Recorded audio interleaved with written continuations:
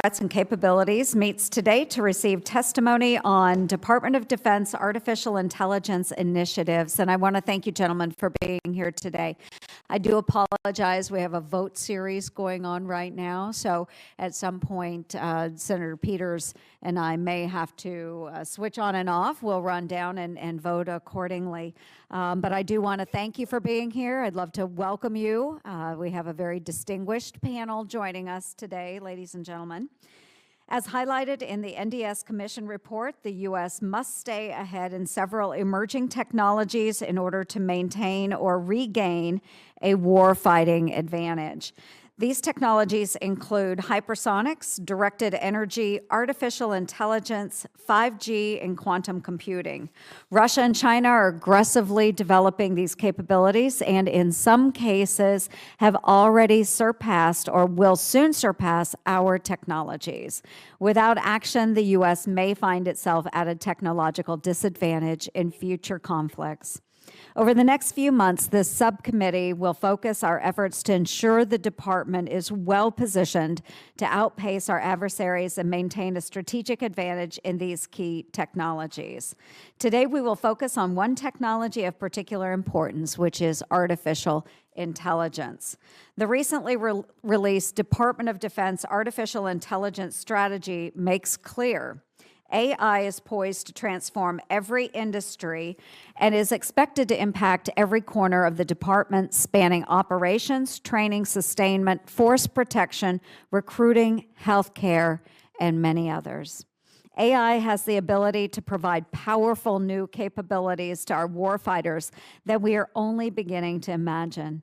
When applied to back office functions and operations within the department, AI will be critical in boosting efficiency and increasing the effectiveness of limited resources.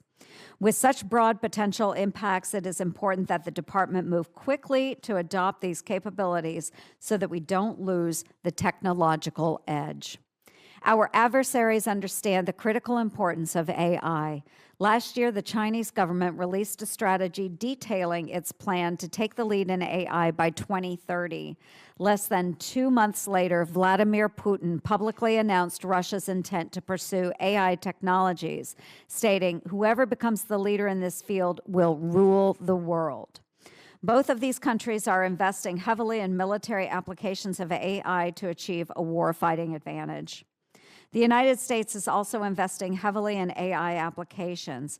Over the last year, the department has initiated several important efforts to accelerate the adoption of AI, including the establishment of the Joint AI Center, or JAIC, the development of a DARPA AI Next campaign, and the release of the DOD AI strategy. These efforts demonstrate the extent of the AI transformation already underway within the Department of Defense and the priority that is being placed on growing these capabilities. However, with these important efforts comes the challenge of coordinating hundreds of disparate AI efforts across multiple offices and organizations. I look to our witnesses to help the committee better understand how AI can be adopted more rapidly, how coordinating the initiatives already underway within the department can help us harness this powerful technology, and where we must invest in future research to ensure we maintain a long-term advantage. And again, I thank our witnesses for being with us today. I look forward to their testimony, and I would turn to my ranking member, Mr. Peters, Senator Peters. Thank you. New ranking member joining us. This is our first subcommittee hearing of the Congress. Senator Peters, I welcome you on board. Thank you very much. Well, Madam Chairwoman, thank you. It's an honor to be with you. I've enjoyed working with you over the years, and we'll continue to do that in the next 2 years in this Congress. And also, I'd like to thank the gentleman for you being here today for your testimony. You know, artificial intelligence is already impacting our daily lives through commercial products and services, from applications as simple as Alexa to very complex systems like self-driving automobiles. AI has huge implications for our national security as well. For example, it will enable new capabilities in intelligence analysis, autonomous systems, as well as cybersecurity. At the same time, AI can create new threats in these and other areas that can be exploited by our adversaries. I hope in this hearing that we can hear from our witnesses on the Pentagon's efforts to position itself in the rapidly changing world of AI, from the more near-term activities of the Joint AI Center to the long-term, high-risk, high-payoff research efforts at DARPA and the Defense Innovation Unit. The current AI systems that exist today only exist because of decades of research in computer science, control systems, microelectronics, and other fields. There are many amazing commercial capabilities available today, yet AI is still relatively primitive to what we all think it can be. We need to continue to invest in fields like computer science and electronics, but also in research in areas such as our understanding of how machines and people learn and can work together to make sure that that promise becomes a reality. I would like to understand how the DOD is working to move AI capabilities quickly into fielded systems, as well as how the Pentagon is developing a long-range strategy on R&D of new capabilities. I hope we can discuss how we are engaging with the best minds in defense and the commercial industry, Silicon Valley, government labs, and universities to address many of these challenges. I would also like to learn about efforts to ensure that the DOD and the nation has the expert workforce that we will need within government to stay at the leading edge of this technology. And finally, I'd like to recognize that General Shanahan is a distinguished graduate of the University of Michigan, earning his commission there through the ROTC. The University of Michigan is one of many academic institutions in Michigan that prioritizes artificial intelligence research, particularly for the development and testing of autonomous vehicle systems. General Shanahan, I know that U of M would love to host you back on campus to see the work that they're doing on AI and autonomy and its relevance to your work. And I hope that you, and as well as our other members of the panel, are able to take a trip to Michigan sometime soon. So I thank the chair again for holding this hearing, and I certainly look forward to our discussion. Yes, thank you very much, Senator Peters. And we will start with Dr. Peter T. Highnam. And Dr. Highnam became the Deputy Director of the Defense Advanced Research Projects Agency, what we know of as DARPA, in February of 2018. Prior to coming to DARPA, Dr. Highnam was the Director of Research at the National Geospatial Intelligence Agency on assignment from the Office of the Director of National Intelligence. And prior to that assignment, he also served 6 years at ODNI's Intelligence Advanced Research Projects activity, initially as an office director and then as director. Dr. Highnam, we welcome you, and you may start your opening remarks. Thank you very much. Thank you, Chairman. Turn your mic on. It's on. Okay. Chairman Ernst, Ranking Member Peters, I'm pleased to be here to represent the Defense Advanced Research Project Agency and share with the subcommittee DARPA's work to advance AI technologies. I'm going to begin with a little bit about DARPA's history in this field. In 1960, shortly after DARPA was created, ARPA was created, one of the first information technology officers that we had gave this quote: "It seems reasonable to envision bringing computing machines effectively into processes of thinking that must go on in real time, time that moves too fast to permit using computers in conventional ways.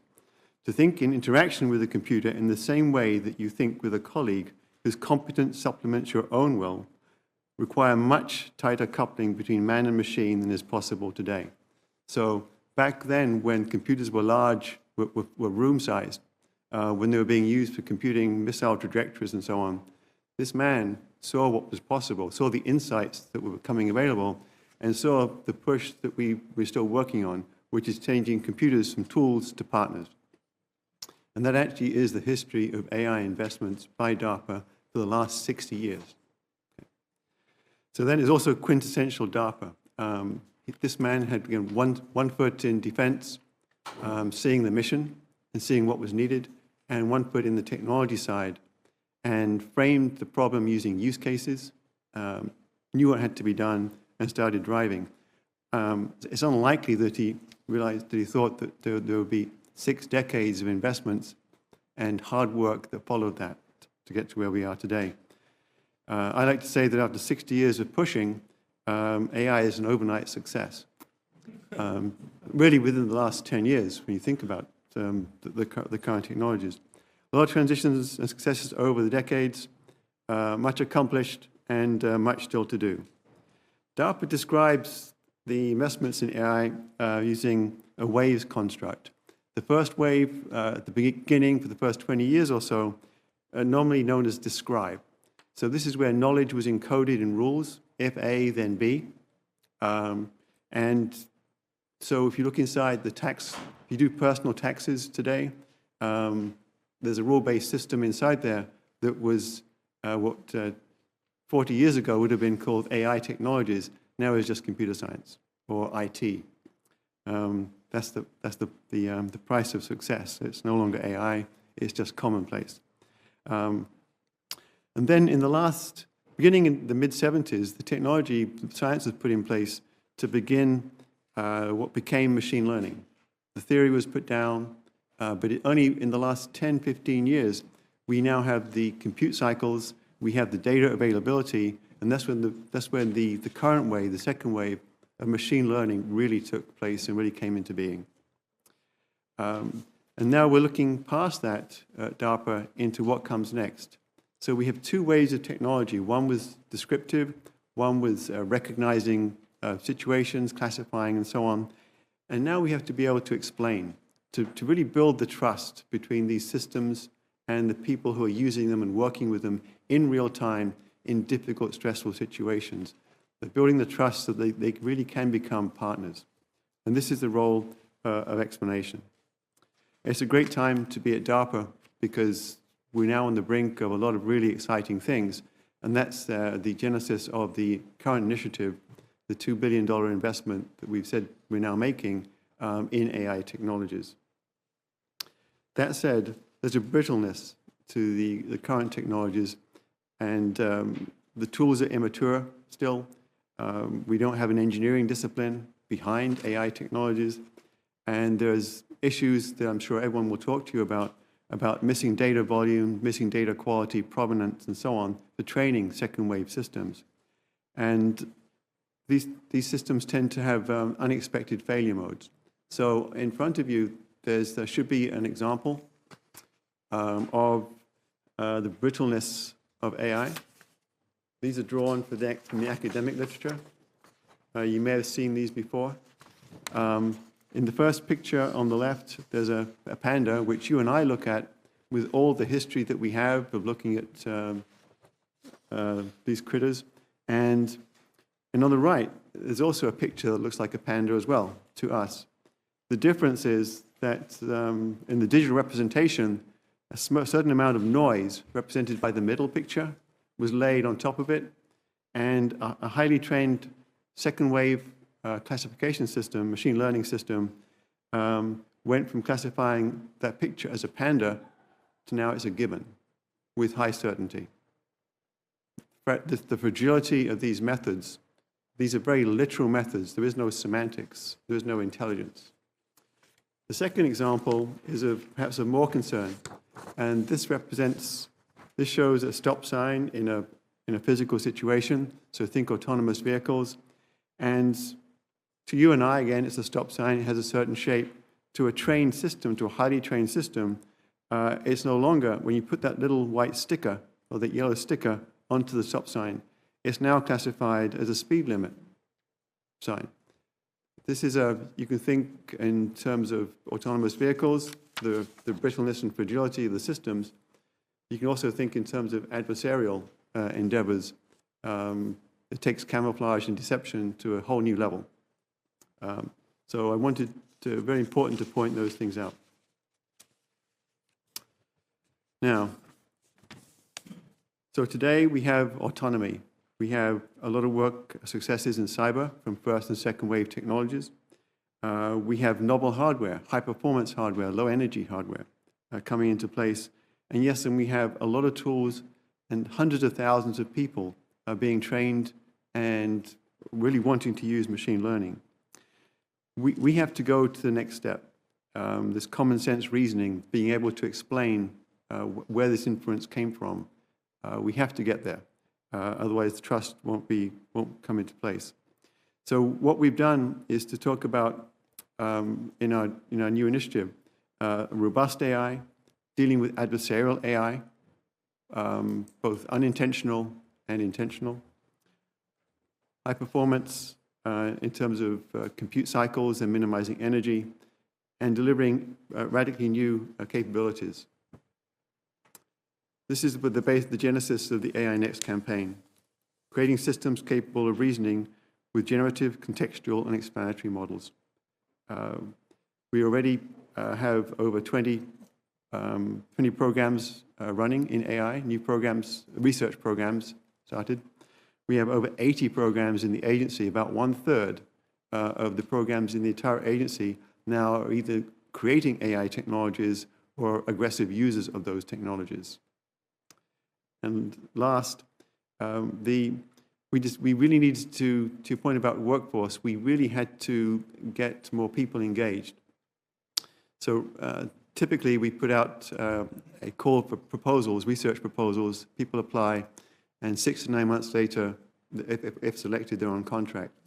We have something called AI exploration, by which we are driving the research community to explore the space of the third wave aggressively. We post a topic, and we award contracts within 90 days of posting the topic.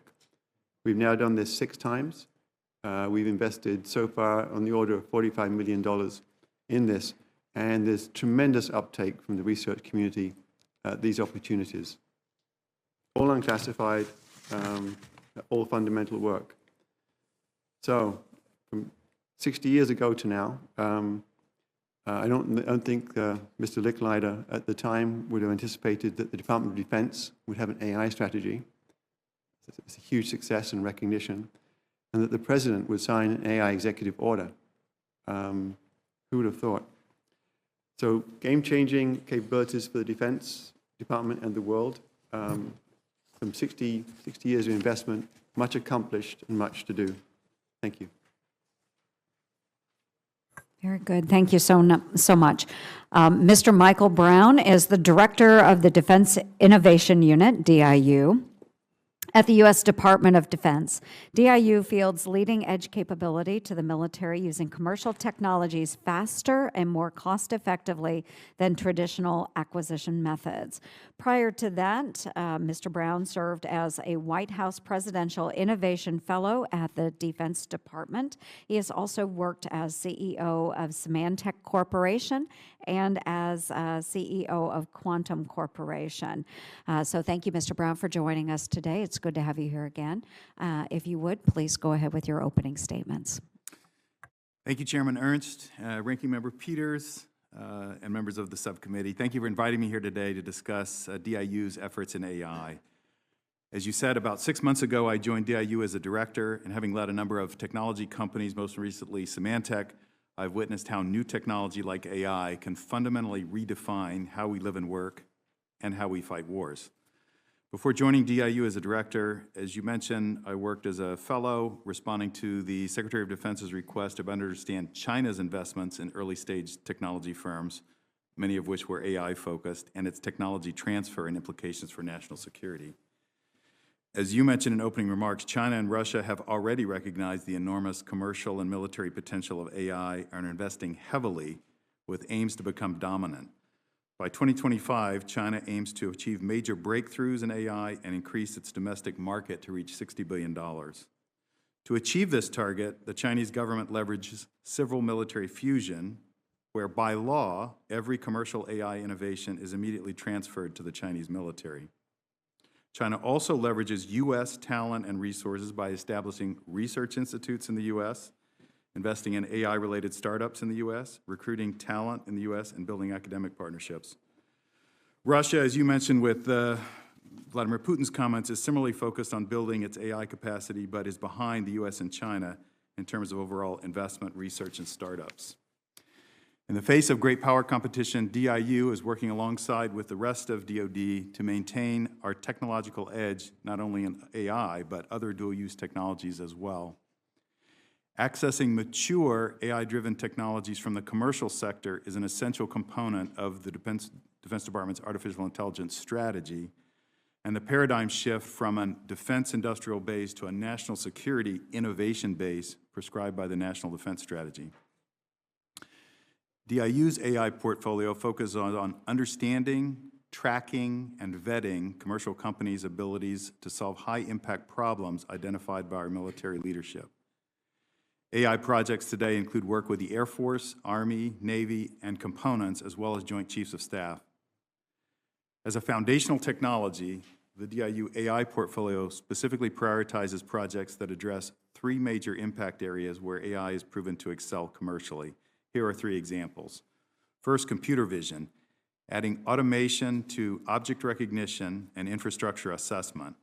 DIU is prototyping computer vision algorithms in humanitarian assistance and disaster recovery use cases. Second, large data set analytics and predictions, making sense of massive data sets and patterns more efficiently and cost-effectively than human analysts. For example, DIU is prototyping predictive maintenance applications for Air Force and Army platforms with the potential to save the department billions of dollars. And third, strategic reasoning, mapping probabilistic chains of events and developing alternative strategies to inform top-down planning in environments characterized by uncertainty, missing information, and speculation. DIU is prototyping an application that leverages AI to provide insights to high-level strategic questions. With these projects, DIU engages across the department on AI and makes its commercial knowledge and relationships with potential vendors available to any of the services, service labs, and components. We already have in place a strategic partnership with JAIC, which we've agreed upon with General Shanahan. Simply stated, DIU will prototype commercially successful AI applications and measure their relevance to mission imperatives. And if successful, we transition those to JAIC so they can be scaled and integrated into their national mission initiatives. We look forward to working closely together with JAIC. DIU also works with the Defense Innovation Board and will work with the newly established Congressional National Security Commission on AI to leverage the best practices and learnings from the commercial software industry executives who participate on that board. Cultural divides and ethical differences are often blamed for the lack of closer cooperation between DOD and Silicon Valley. But more often than not, the true deterrent is misaligned economics. Enabling DOD to be a better customer for early-stage companies will not only help DOD acquire the best commercial technology faster and cheaper, but will also provide access to the ideas of sought-after AI talent that DOD may not be able to attract. And the more we collaborate with the private sector on mutually beneficial projects, the more opportunities we'll have to engage in an open dialogue about the applications and principles for the use of AI. DIU plans to continue its focus on AI as a key technology portfolio, solving DOD problems with commercial AI solutions to bring the department new capabilities and encourage non-traditional technology firms to work with DOD as part of the National Security Innovation Base will be a priority. Thank you. Thank you very much, Mr. Brown. And last, certainly not least, we have Lieutenant General John N.T. Jack Shanahan. And General Shanahan is the Director, Joint Artificial Intelligence Center, Office of the Department of Defense, Chief Information Officer at the Pentagon. General Shanahan is responsible for accelerating the delivery of AI-enabled capabilities, scaling the department-wide impact of AI, and synchronizing AI activities to expand joint force advantages. General, please go ahead. Good afternoon, Madam Chairwoman, Ranking Member, distinguished members of the subcommittee. Thank you for the opportunity to testify before the subcommittee today on the department's artificial intelligence committees. I'm honored to serve as the first director of DOD's Joint AI Center, or the JAIC. I've been in this position for just over 2 months. Previously, I served in the Undersecretary of Defense for Intelligence, where for 2 years I was the director of the Algorithmic Warfare Cross-Functional Team, also known as Project Maven. Artificial intelligence, or AI, is rapidly changing an ever-expanding range of businesses and industries. It offers the opportunity to transform every corner of the department, from multi-domain operations at the edge to back-office business functions. As described in the 2018 National Defense Strategy, or NDS, it is also poised to change the character of warfare. Thoughtful, responsible, and human-centered adoption of AI in the DoD will strengthen our national security and transform the speed and agility of our operations. Last June, then Deputy Secretary of Defense Shanahan directed the DOD Chief Information Officer, Mr. Dana Deasy, to establish the Joint AI Center to accelerate the delivery and adoption of AI-enabled capabilities, scale the department-wide impact of AI, and synchronize the department's AI activities. In parallel, DOD submitted its first AI strategy to the Congress as an annex to the NDS. Last month, the department released an unclassified summary of DOD's AI strategy, doing so on the heels of the President's signature of the executive order on AI. The JAIC's missions and functions nest well under the principles and objectives outlined in the AI executive order. JAIC's formation also dovetails Section 238 of the fiscal year 19 NDAA. Additionally, JAIC will benefit from and help bring to fruition recommendations of the new National Security Commission on AI. I was privileged to talk with the members of the commission yesterday when they met for the first time. I know Senator Heinrich was also there. The JAIC is the focal point of the DOD AI strategy and was established to provide a common vision, mission, and focus to drive department-wide AI capability delivery. I want to highlight three primary themes for our approach. First, delivering AI-enabled capabilities at speed. JAIC is collaborating with teams across DOD to identify, prioritize, and select mission needs, and then execute a series of cross-functional use cases to demonstrate value and spur momentum. We need early demonstrable wins to show practical results in the art of the possible, followed by scaling across the enterprise. Projects fall into two main categories: National Mission Initiatives, or NMIs, and Component Mission Initiatives, or CMIs. NMIs are driven and executed by the JAIC as broad, joint, cross-cutting AI challenges, whereas CMIs are component-led, but are able to make use of JAIC's common tools, libraries, best practices, and more. Our emphasis on rapid iterative delivery of AI complements the department's ongoing work at the other end of the AI spectrum in fundamental research and development, as you heard from Dr. Highnam. Our first two NMIs are predictive maintenance with a Special Operations Command and U.S. Army H-60 helicopter use case, and humanitarian assistance and disaster relief, in which we will field AI capabilities in support of natural events such as wildfires and hurricanes. We are also getting a head start on a planned fiscal year 20 cyberspace NMI designed to use AI-enabled capabilities to improve event detection, network mapping, and compromised account identification. At the same time, we are now in the early problem framing stage for another proposed NMI in fiscal year 20 that will be more oriented on the NDS, National Defense Strategy, and operations against peer competitors. And we are also in initial discussions with the military services, components, and combatant commands on the applicability of AI to help with solutions in areas as diverse as talent management, suicide prevention, preventive medicine, and information operations, among others. The second theme is scale. As I know firsthand from Project Maven, scaling AI across the enterprise is hard, but it's also the only way we will realize the full benefits of AI in the department. JAIC's early projects serve a dual purpose: to deliver new capabilities to end users, as well as to incrementally develop the common foundation that is essential for scaling AI's impact across DOD. We will put this foundation in place in a way that aligns with DOD enterprise cloud adoption. And the third theme is talent. We built the initial JAIC team with representatives detailed from across each of the services and other components. Today we have 30 people, growing to over 50 within the next 5 months. We do not receive our permanent manpower until fiscal year 20. For the JAIC to succeed, we must attract and cultivate a select group of mission-driven, world-class AI talent, to include enticing experts from the tech industry to serve with us. The success of human-centered AI and human-machine teaming within DOD requires growing and sustaining an AI-ready force, one that is conversant in the language of AI, willing and able to operate with a new kind of speed and agility. In closing, the JAIC is now up and running, and we're open for business. Thank you for your strong support in driving momentum in this critical area. I look forward to continuing to work with Congress as we advance the adoption of AI across the department and use the JAIC to accelerate our progress. Thank you for the opportunity to testify this afternoon. I look forward to your questions. Absolutely. And again, thank you to our witnesses for being here today.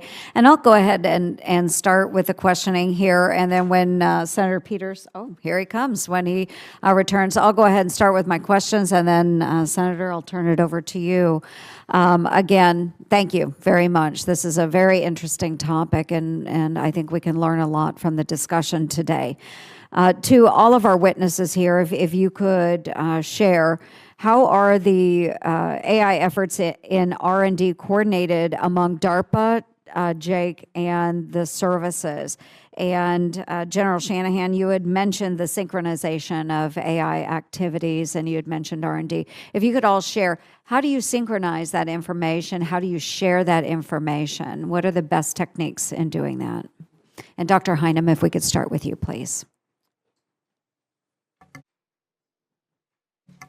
So whenever DARPA starts a program, a research program, there's a development of use cases.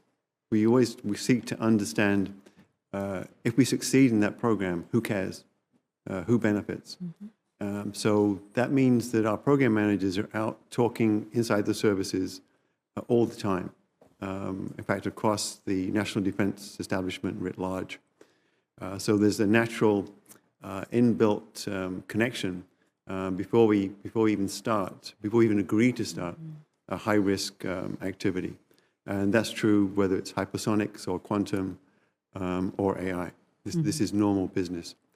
Now, in fields like AI technologies, which are software tools with a lot of tail to them, sustainment, deployment tails, I personally, as an R&D guy, am really happy to now have the Jake stand up as a partner to take on that 6.4 and on, that engineering, deployment, sustainment tail, because it's going to make, I expect it will make transitions into practice a lot, not simpler, but more straightforward. And I fully recognize just how much hard work General Shanahan and his team are going to have to do to make that end of the business happen. Absolutely. Thank you. So, Senator Ernst, the most important area for us to collaborate with is Jake. So, as I'm sure you recognize, DARPA has a different time frame in mind that we all benefit from being longer term. DIU's time frame is 24 months or less. So we aim to get commercial companies on contract within 60 days and then a prototype fielded within 2 years. And in software, we're trying to go faster than that, a year to 18 months. So in coordinating projects, our strategy with Jake, which I'm very pleased to be in partnership with General Shanahan, is we'll go out and look at what's successful commercially, including vendors, and then if we prototype something successfully, we're the trial, and we want to scale it, then we start working with Jake for what's the infrastructure we need and how would we make that available to all of the services. For example, we're working together now to get a vendor that we have worked with on prototype to get a production contract that will be with Jake, so any of the services can take advantage of that. For our project-based work, we also coordinate with the Vice Chairman of the Joint Chiefs. We have a quarterly meeting with General Selva, not just on AI, but our other projects to make sure we're doing things that make sense to the joint forces. And then we have monthly meetings with each of the Assistant Secretaries for Acquisition, so Army, Navy, Air Force, Dr. Jetty, Dr. Roper, Hunter Gertz, to make sure that what we're working on makes sense with their priorities. The last thing we want to be doing is a lot of independent projects that don't have leverage across the department. Correct. Thank you.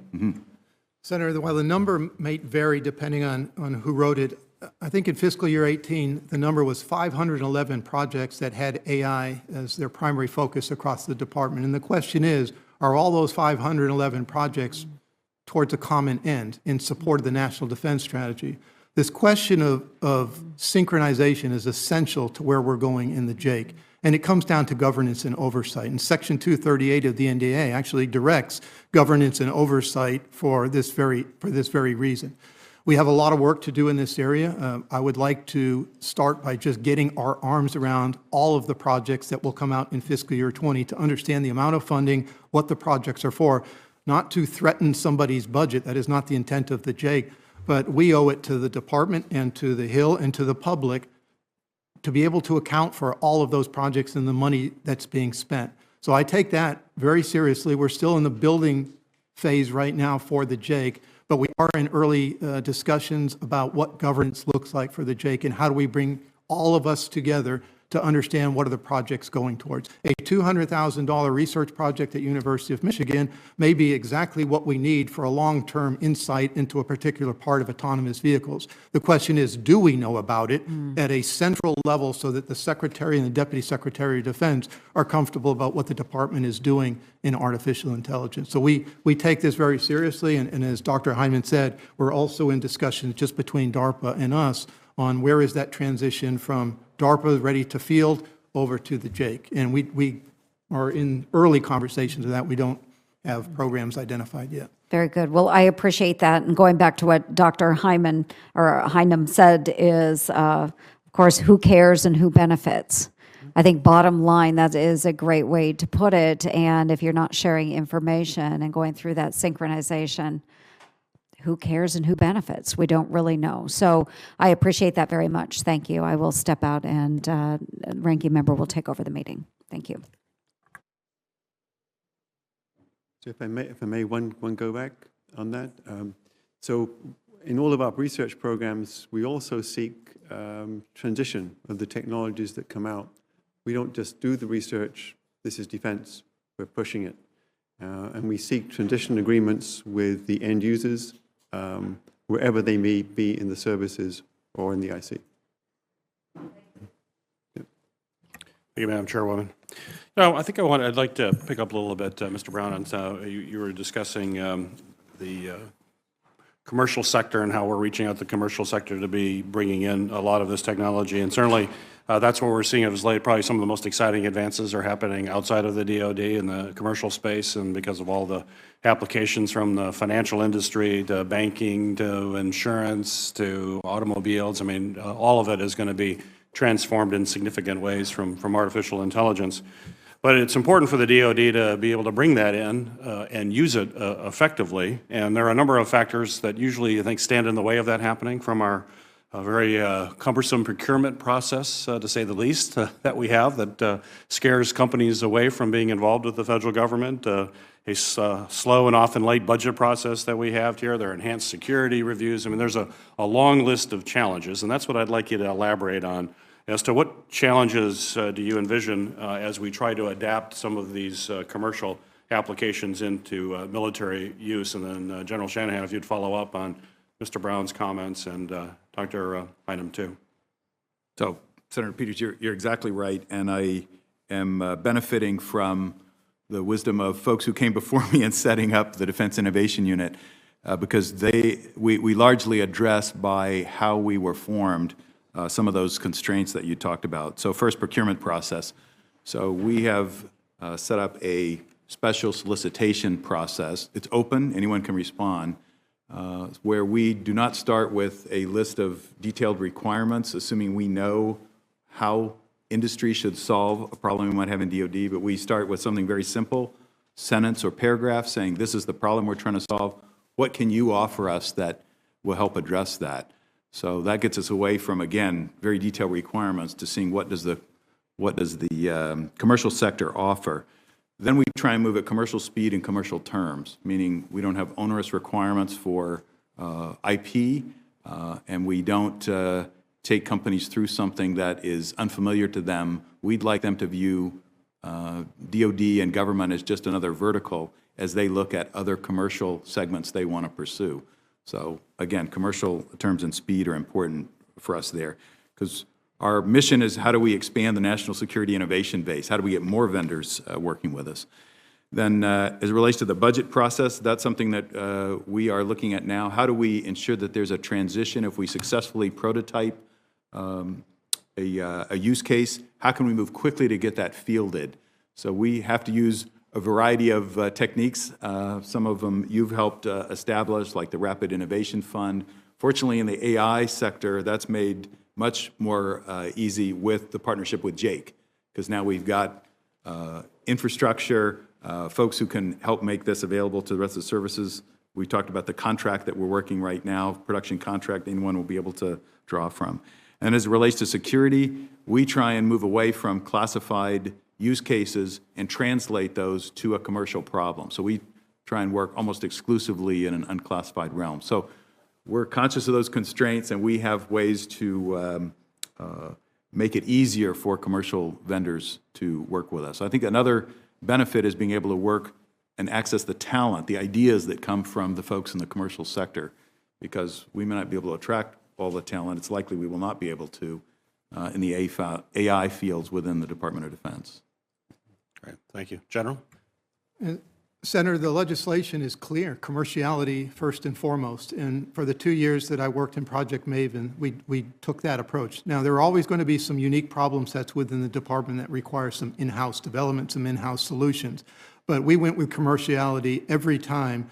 And I would say I was fortunate in the form of a Marine Corps colonel who was an operator, an intelligence professional, but also a level 3 certified acquisition pro. And he was able to work within the confine of the DFAR. And people are surprised that we use the DFAR to that effect.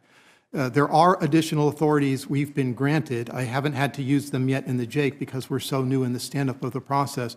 But there are ways to work the system, thanks to as Michael Brown just said, the existing solutions are already out there in commercial industry.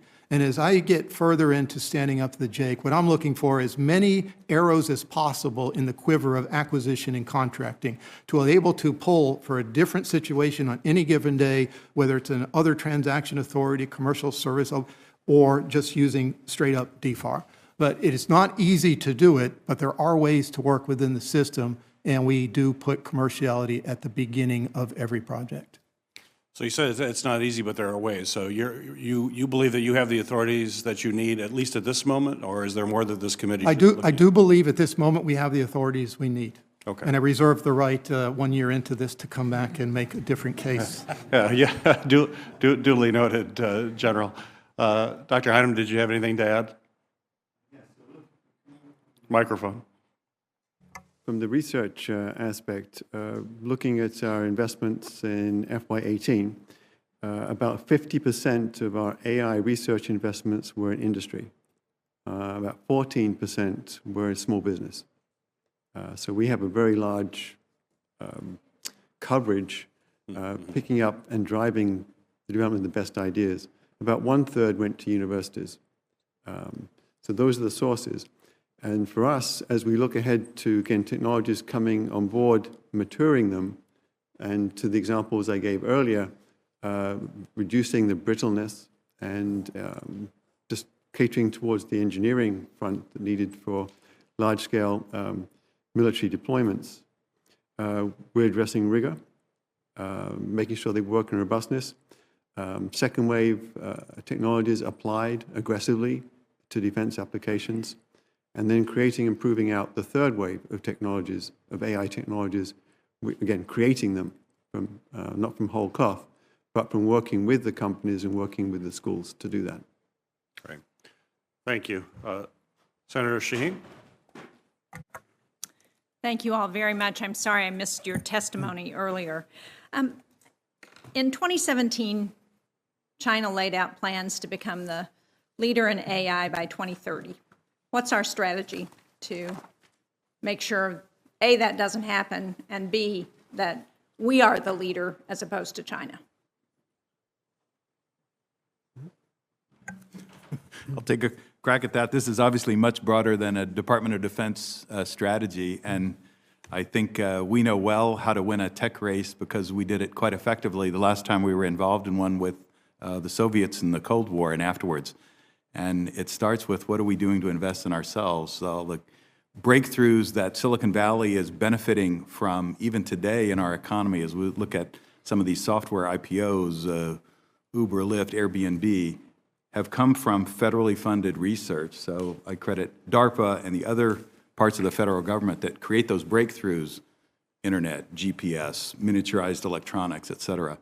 So I think it starts with what we do in federally funded research, education, so what we did to focus on engineering and science after Sputnik Need to do that again. And then the national purpose. So what we have now with the executive order, how do we build on that to create a common purpose about this being important?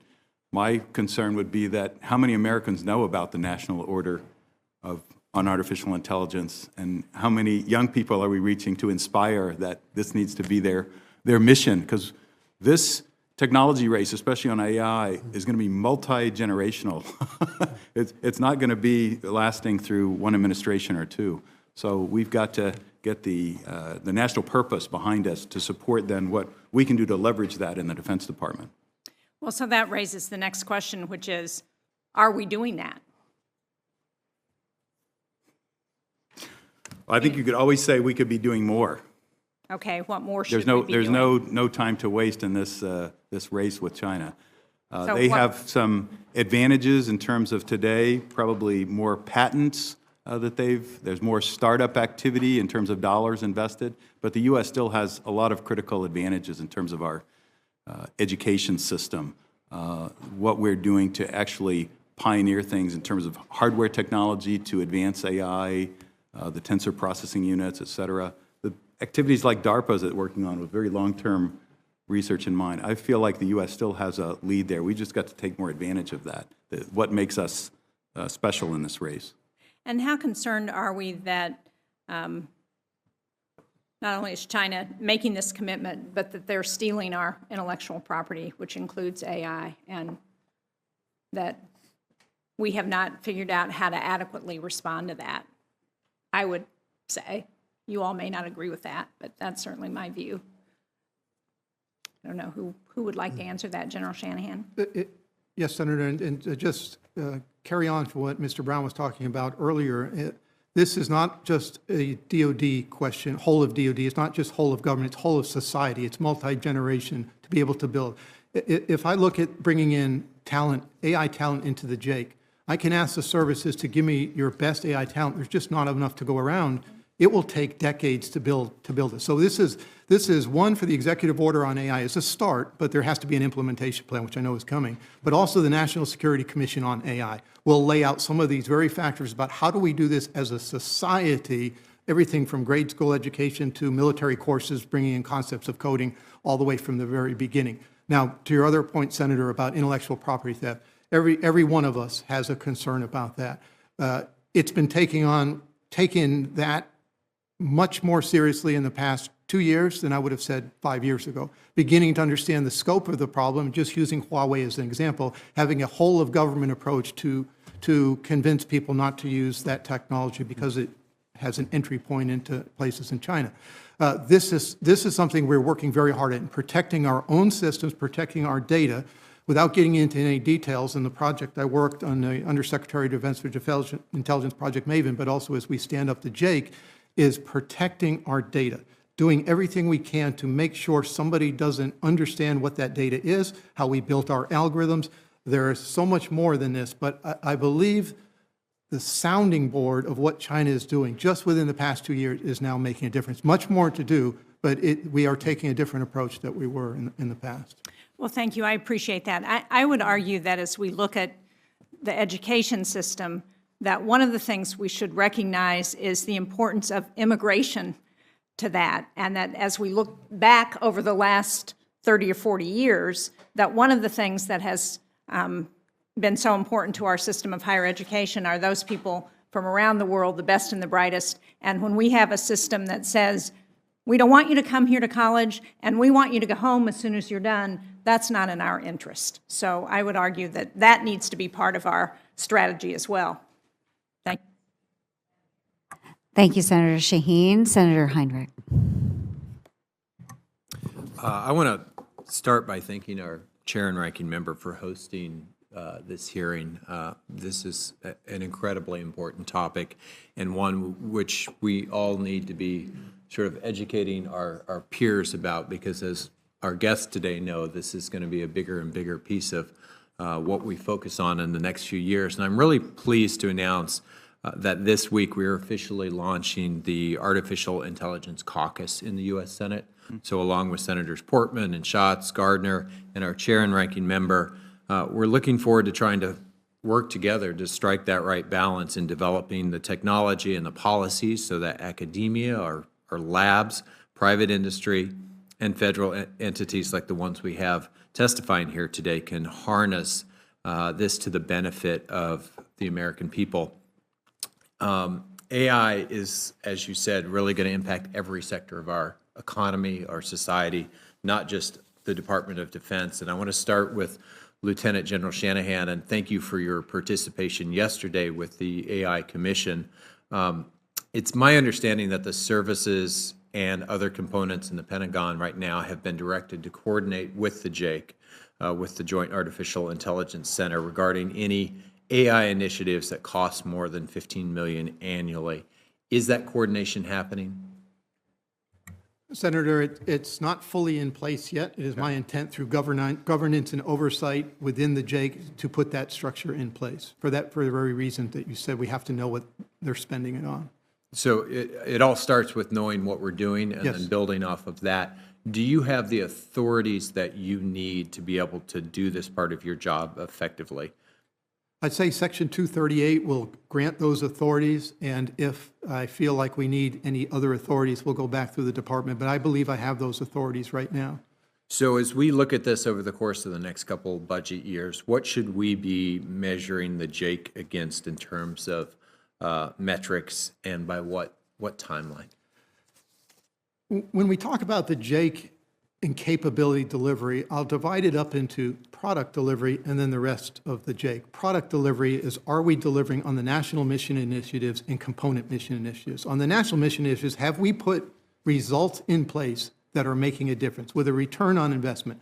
That won't be an instantaneous measure, even with Project Maven, which has been going for almost 2 full years right now. The return on investment takes a while to measure in AI. As we talked about yesterday at the National Security Commission, this is transformational, and when you field the first Sprint 1 algorithms, they are not game-changing. They're designed for the operator to say, they're not good enough, here's what I need to do, and get to Sprint 2, and we'll get to transformation. But we need to show that we are delivering capabilities. For the component initiatives, I need to give an incentive for the services and components to come to the JAIC. How do I do that? 1, funding. 2, joint common foundation, or a JAIC common foundation. I have data for you to use. I have tools. I have frameworks. I have some cloud and edge services. I'm a place that one-stop shopping, which is a really, that term doesn't always work as well as it sounds on paper, but I need to give people an incentive to come into the JAIC to help them accelerate their own AI initiatives. Yes, sir. Talk to me a little bit about yesterday at the AI Commission meeting. I thought it was really helpful what you said about the cultural nature of this and the multi-generational aspect of this. So talk about how we manage that, because the people manage it, yourself included. We're not going to have the same intuitive access to this world that the people getting out of coding schools right now or have today.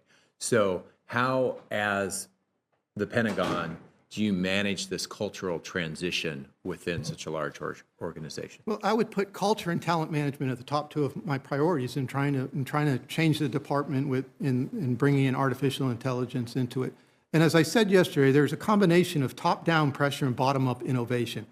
For the most part, I believe the bottom-up innovation exists. We have to give it an outlet, a vehicle, to give people room to go out and try things new and different, allow them to fail, and just show that they have a different way of doing business that we can listen to them. And there are now new programs in some of the departments, like Kessel running with the Air Force. There's more and more of a culture change beginning to happen, but it's not part of the institution yet. What we have to do is institutionalize it. So we have to give the top cover in forms of resources, authorities, and policies, as well as going out and giving capabilities to people in the field.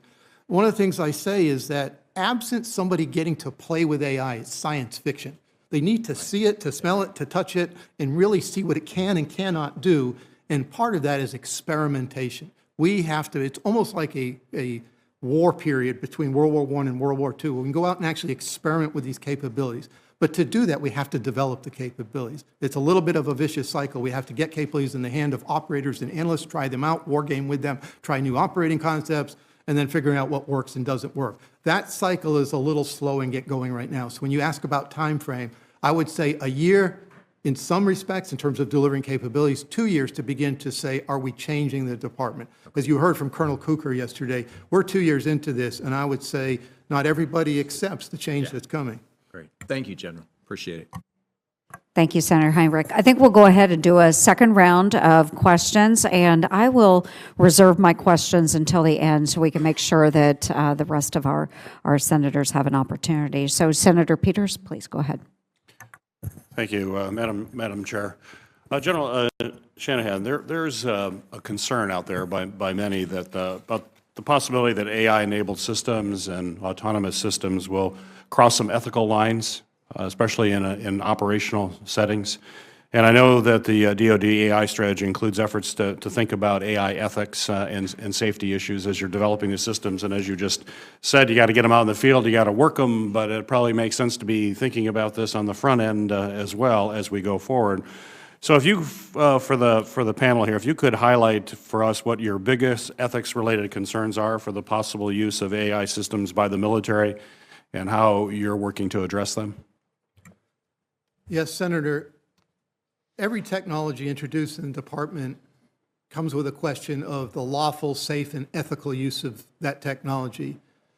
AI is not different in that respect. It has some differences in terms of what you would call explainable AI. Is an AI making decisions based on data now instead of algorithms, rules-based algorithms that have been programmed into it. We are thinking about this from the very beginning. Based on my work in Project Maven, I can tell you the algorithms were fielded are light years away from Skynet and fully autonomous weapon systems. But we know we have to start thinking about the policy implications of that. If you were to ask where the highest temperature is outside the department, it's on the question of lethal autonomous weapons. Autonomy in weapon systems is governed by DOD policy today. And we are partnered, and the JAIC is partnered with the Defense Innovation Board, who has a year-long project underway about AI principles for defense, doing open hearings, being able to hear from anybody that wants to come in and talk about their concerns about the ethical, safe, and lawful use of artificial intelligence in DOD. I will tell you it's something we take extremely seriously. We will go at this as we've done with other technologies through a very rigorous and disciplined test and evaluation, validation, and verification process.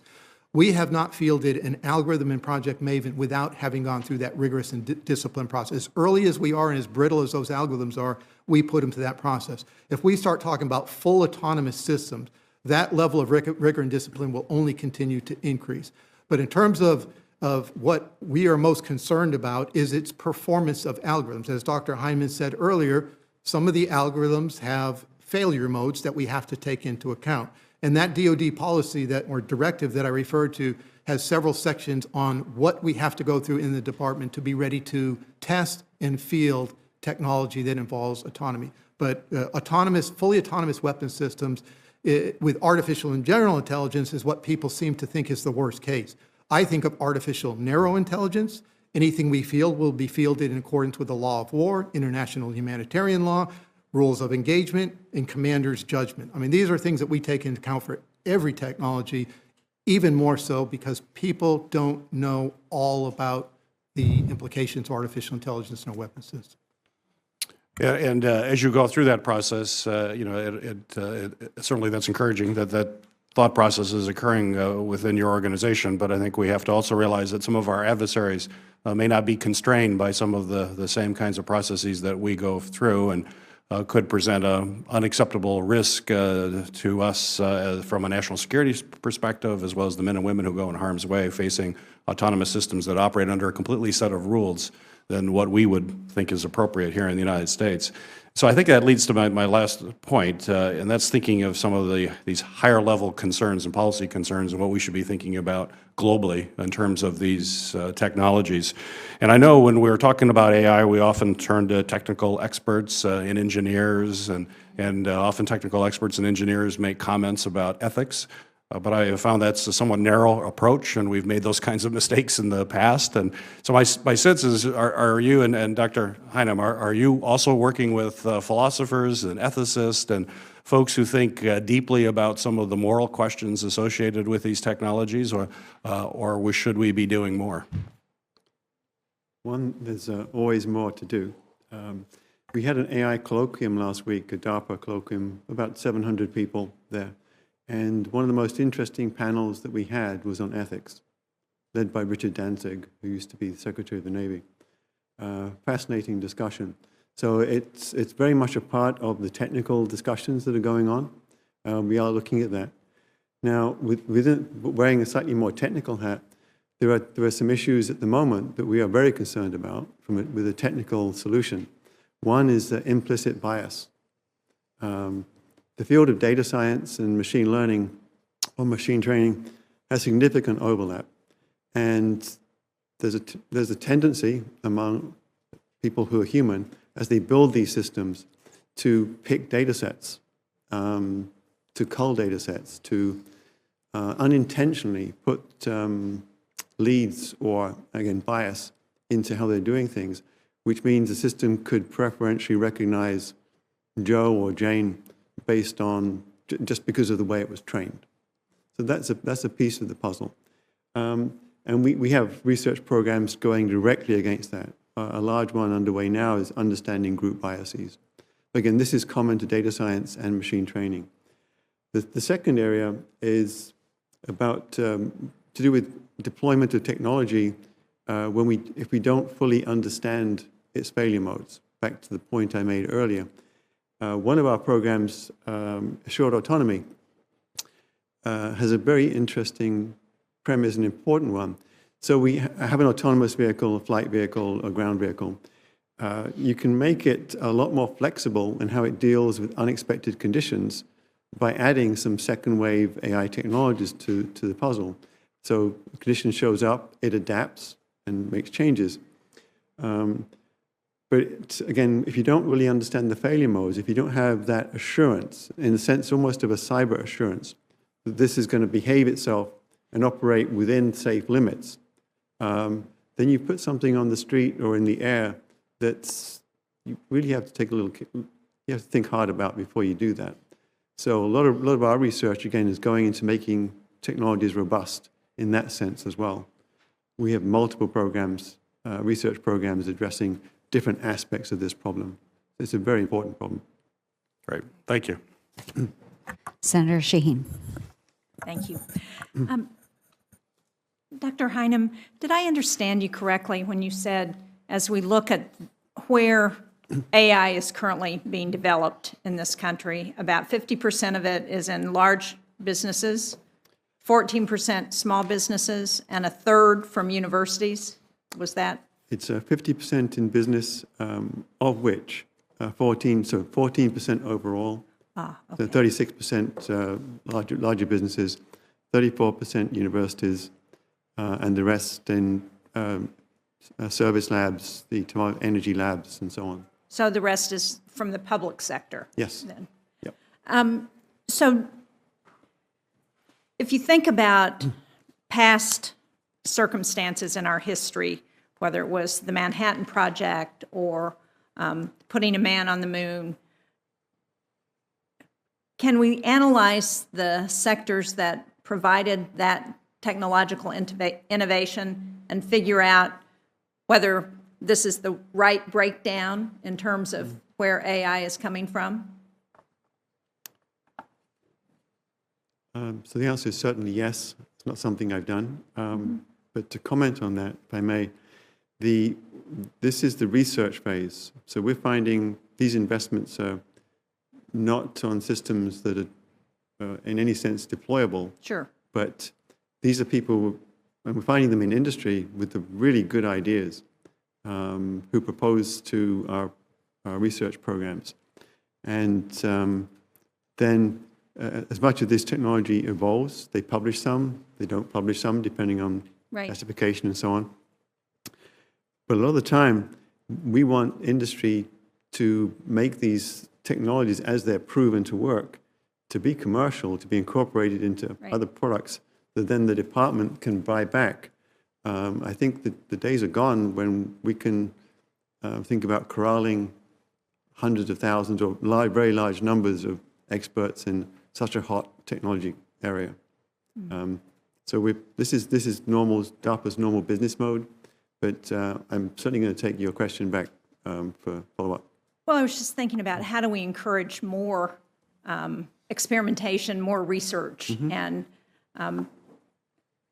thinking about small businesses. So if we look at small businesses create 16 times more patents than large businesses. You know, 2 out of every 3 jobs are created from small business. So are there ways we can incentivize small business to do more of that research and innovation that we're looking at to provide the AI that we need? And I would argue that one program that is there that helps do that is the SBIR program, the Small Business Innovation Research Program.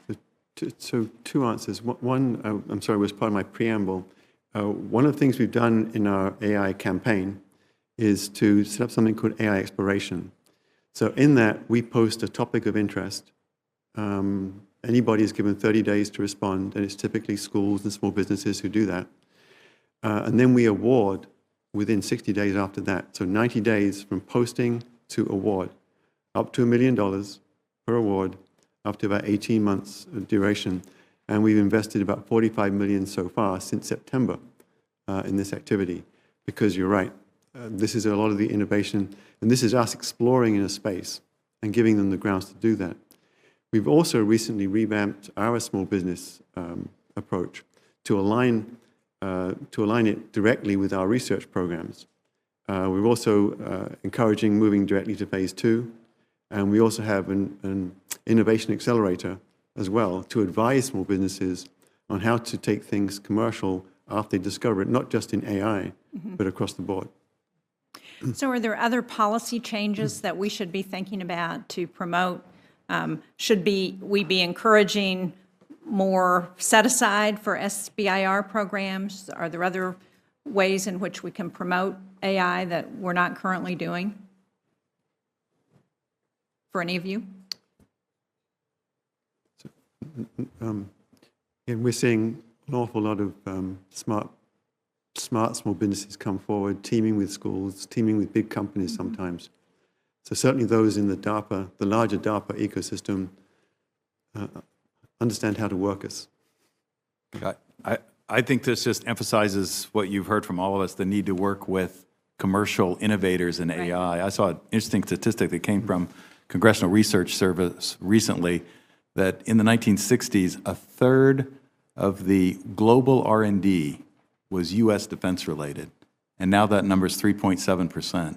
So it just speaks to the need to look outside, and I think what you've heard from all of us, DIU, that's our mission, so of course you'd expect me to say that, but we heard it from Dr. Highnam, General Shanahan, that we want to work with these successful innovators outside and bring that technology in, because unlike the Manhattan Project, working on one specific goal, AI is a horizontal technology that is infused in everything, or will be, and so that really speaks to the beauty of the U.S. capitalistic free market system so that we can benefit from all that innovation happening across. And I think our challenge is where do we pull that in from a talent perspective, technology perspective, and proven use cases, and how do those apply to the Defense Department?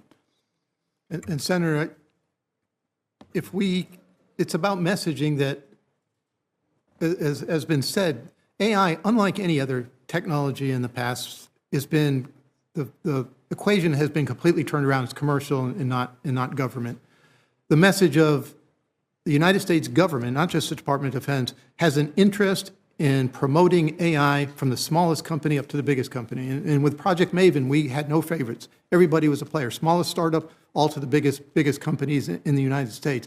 But getting the message that we want the business, and if they have their intellectual property to work with the government on, we want to take that. What I don't want to see is some of the best companies in the United States, some of the best intellectual talent we have out there being funded with VC money from places like China. But if they have to go somewhere and we're not giving them an opportunity, that's what's going to happen. So we have a role, I think it's a very serious role, is to communicate that we're serious about artificial intelligence. We need the capabilities you bring to the table, and the three of us represented here, from AI Now to AI Next, and Mr. Brown in between, sort of going out and doing the pilots and finding the right companies out there, that is a message we need to communicate. And I think part of that through the executive order on AI, but also the National Security Commission on AI that will come out with, I expect, some very weighty recommendations about a societal change in how we're looking at artificial intelligence. Well, thank you. I appreciate all of those responses.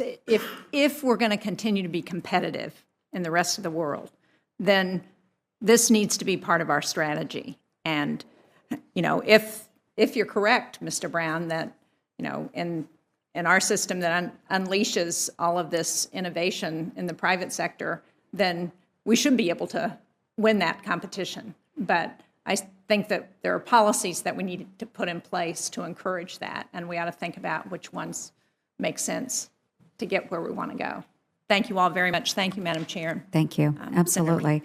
I will wrap up with just a couple questions, and I do want to thank you for the discussion. We've covered a lot of territory, a lot of very interesting territory. I appreciate the discussion on ethics as well with lethal autonomous weapons. I think that's something that we need to fully vet and explore even more. But what I'd like to do is turn back to the more mundane, everyday uses of AI if we can. And General Shanahan, you had, I think, had mentioned some of those uses. Of course, we have companies like Amazon and UPS and Walmart, and they do use AI for those back office types of tasks that you had mentioned earlier. Can you walk us through some of those tasks and where we might be able to utilize AI? And not big, sexy topics, but certainly if we can streamline the way we do business within the DOD, I think this would be helpful. Yes, Senator, when you talk about smart automation, or in the vernacular of the industry, robotic process automation, it's not headline grabbing in terms of big AI projects, but it may be where some of the most efficiencies can be found. That's the case if you read the dailies in industry, whether it's in medicine or in finance. This is where early gains are being realized in AI. Some of the other projects we take on in the department are probably years in the making of return on investment. These other areas, I think, will be much shorter term return on investment. What we're trying to do in the JAIC, when I looked at this just a couple of months ago, we weren't even concentrating on this smart automation. I'm now trying to figure out how I stand up a small office, just focus on that. I don't see us leading that, but it's leading others to find out how to incorporate these technologies into their back office functions. And I've already met with the Chief Management Officer of the department, as well as the Chief Data Officer of the department, to have these early discussions. I'm convinced there will be lots of opportunities in back office functions, finance being, I'd say, the first one to take on to help augment people. I think people get very concerned right off the bat about being replaced. There's not enough people to go around for the most part. So this is about augmenting people and being able to do much more work than they were able to do with the tools, which in some cases are far too old, manual, laborious. These are about how to, if you see the demonstrations of a bot versus a human doing the same sort of manual task, there's no question who gets to the finish line first. Absolutely. So we're early in this process right now, but that's one I'm very interested in taking. No, I think that's really important. One of the big discussions that we've had just in the last year was the DOD audit, and how do we arrive at a clean audit through such a large, what I describe as a large, animal. And is it practical to look at an application like that? Would it be helpful to guide us towards a clean audit? I'd say the answer to that is yes. Scoping it will be the challenge, is finding out how big this is to go after the audit. But I know the Chief Data Officer, Michael Conlon, is looking at applications like this. There are big decisions made in the department with data done in a very manually intensive way. If those decisions can be made faster and better, that, of course, is something that the leadership of the department is interested in. So the answer to your question is yes, it's a question of understanding the scope and the scale of doing it.